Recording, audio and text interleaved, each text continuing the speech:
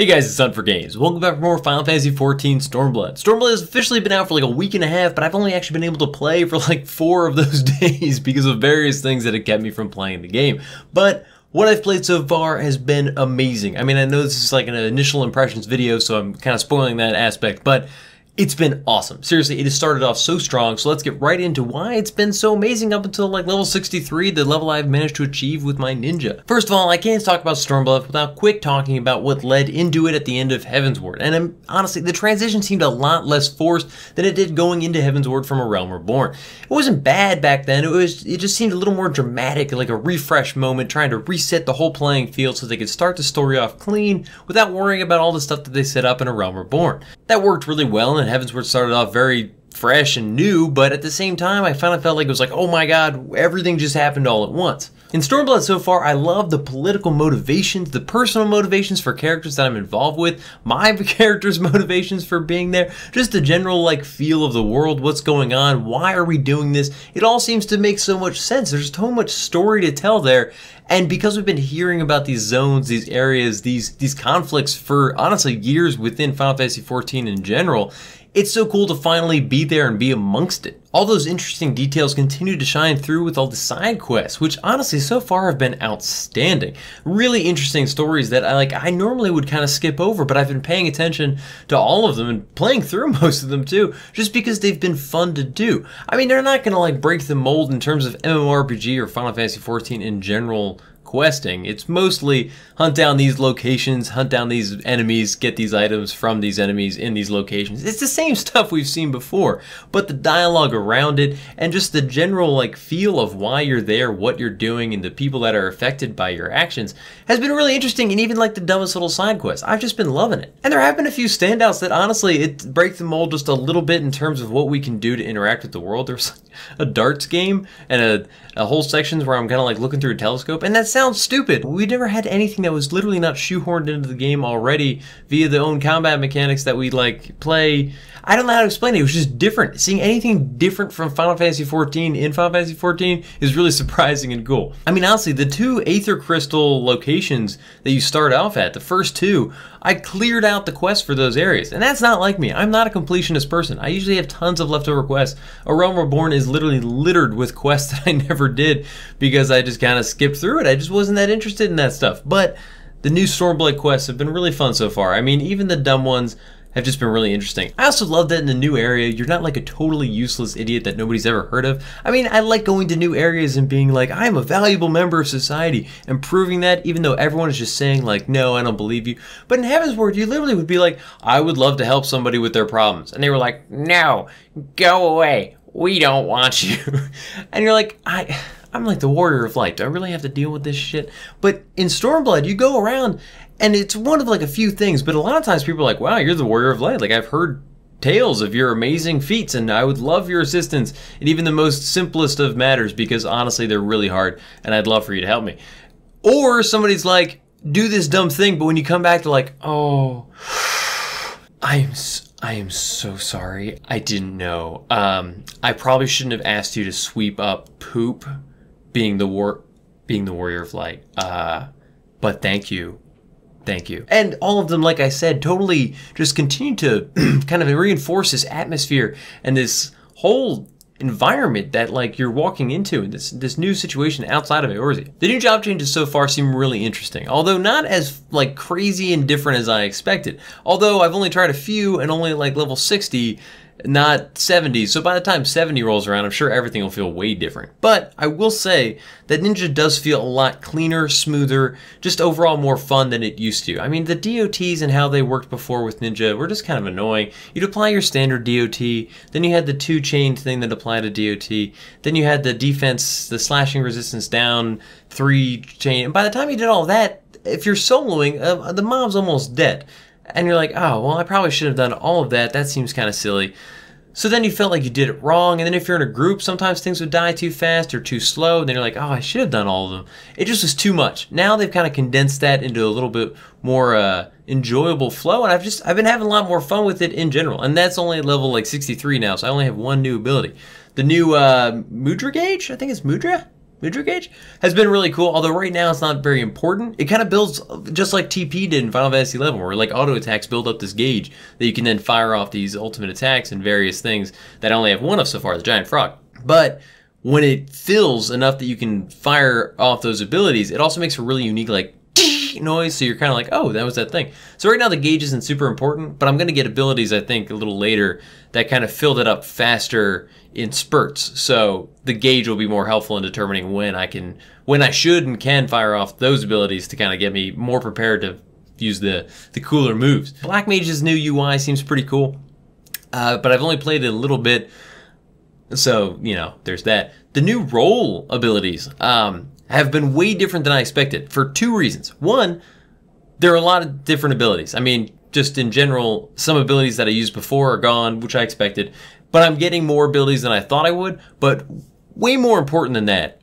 And that is important because there's like 8 abilities. You can only have like 5 equipped so far.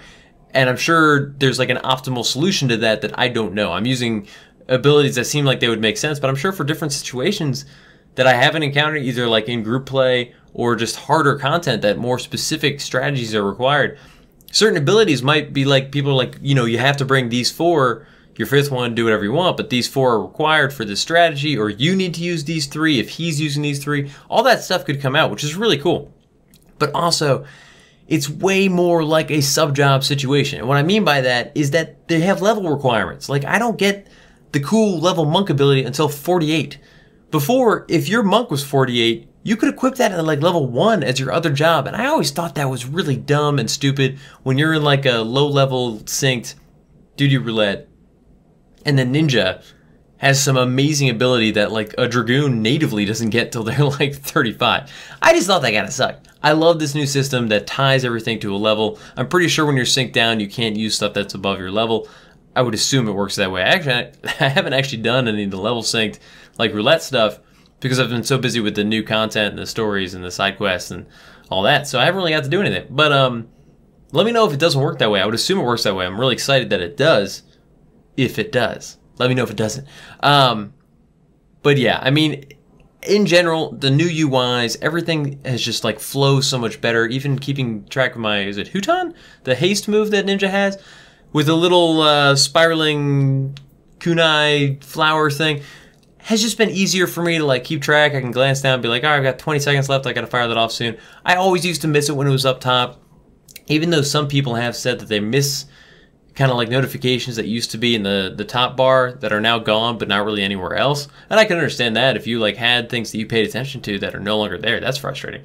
But in general, the flow of the jobs, the flow of the UI, the flow of the expansion in general, how quickly we transition from area to area. It seems like they're moving us through with the story to like different areas right before you start to be like, oh, I wish I could see like a new area. In Heaven's Ward, consistently, I was tired of every region by the time I went to the next one. I was so over it. And this time they've done a good job, you know, similarly how we started off Heaven's Ward with being like, you're going to see a little bit of this area. We're going to kind of shuffle you along. You'll see a little of this area, shuffle you along, and later we'll probably come back and introduce you to like the rest that you haven't seen yet. And the flow has been great. The story's been interesting. There's tons of amazing cutscenes. And by amazing, I mean amazing by Final Fantasy XIV standards. But seriously, they have done a few new things. I've noticed like some people doing some animations, like doing some little fight techniques that looked like a little more elaborate than stuff we've seen before. Like kind of like kicking him and standing over him, but the kick like looked believable. They didn't like pan away from it and just hear like a thump, which is a standard Final Fantasy XIV technique.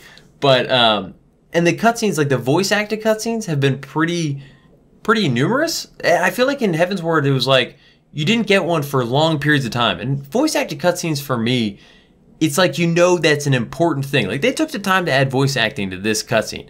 So this must be a big deal. This must be an important aspect of the game. I've hit another milestone in the story flow. Because there are, you know, more of those, I feel like I'm engaging in more important stuff consistently. And it just feels like I'm being pushed along in the story like at a good pace instead of kind of like Heaven's Ward I always thought was a little slower. We'll see if that continues, but so far the flow of just how we're being introduced to new people, new areas, new storylines has just been great, constantly keeping me interested and engaged, and I've loved every second of it. And honestly, that's what all Heaven's Ward is, or Heaven's Ward. Wow, that's the first time I think I screwed that up, and I'm impressed with myself. You guys should be proud of me. that it took me that long. Stormblood, I've really just been impressed overall with the flow of everything. They really seem to have nailed it so far. I hope that continues on past 63 all the way through 70. Seeing friends that I know last time didn't make it even through level 62 without quitting Heaven's Ward for a little while before coming back way later. They're already at 70 within like a week and a half. So clearly it must be enjoyable. People are enjoying it. They're getting through it. I wish I'd been able to play more. It seems like probably a lot of you watching this are like, I'm glad we're seeing your first impressions, but like we've already made it, dude. Catch up. So I'm working on it. But anyways, that's pretty much it for my first impression so far, the first few levels of Stormblood. It's been really amazing. I've mostly spent the time on ninjas, so let me know what you're thinking of the other jobs. Samurai and Red Mage for sure. I want to hear how those are, but especially the jobs that, you know, have existed and have just been totally reworked. I'm excited to hear how those changes are going. I did eventually hop on some Paladin, or Paladin, it's not even Paladin yet, Gladiator, to get a couple levels with that. It's still like 28, nowhere near 60. Working on that though. I promised I would.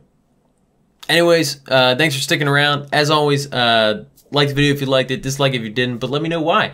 I love doing videos like this. I love impressions of new content, but obviously there's so much to go over. It's always tough to hit everything, and if you guys want to hear more about specific stuff, I want to know what that is. Also, check back in a couple days for my top tips for kicking off Stormblood. Not the prepping for Stormblood, which I already did, but honestly, after making that one and then starting the expansion and actually getting my hands on it, there were a few things I wish that I started off knowing, so I think I'm going to add those in with a new tip video coming out on Saturday, so check back for that. As always, thanks for watching. Can't wait to see you guys. If you're in Final Fantasy XIV on the Goblin server where I am, hit me up. We've got plenty of room in the free company. A few people have already messaged me being like, do you have room? Yes, yes. Try to message me when you're outside of dungeons and stuff so I can add you all in. But it'd be awesome to have more people from the channel on in our free company, especially considering I started the free company with like a bunch of friends that I knew in real life, but a lot of them haven't even hopped on. I would say like 3/4 of the free company hasn't been on like triple digits of days. So there's a lot of space, even though there are a lot of names in there. Anyways, message me. It would be awesome. If you're not on Goblin, let's figure out how to communicate. I know there's some more cross-server stuff. I think that they just introduced. If it's not just introduced, it's coming very shortly. I don't know how all that works yet. I haven't really tried it. So let's figure it out. Let's do stuff. Because we've been talking about finding ways to play games together on this channel for a long time. I feel like I've been talking about it for years. It has been years. So let's actually make it happen. I'm determined to make it happen. I'm the problem. It's not you guys, it's me. So let's do it. Really excited about Stormblood. Let me know what you guys are all thinking, and I'll see you guys for the next video. So, peace. As always, guys, thanks for watching. If you haven't already, you should totally think about subscribing. I've got videos coming out twice a week, and if you like this one, there's at least a chance you'll like some of the others that are very similar to this, so live dangerously. Let me know what you guys thought about the video in the comments and other videos you'd like to see. And finally, follow me on Twitter, Instagram, and Huntin for Games to keep up with all the latest stuff. See ya.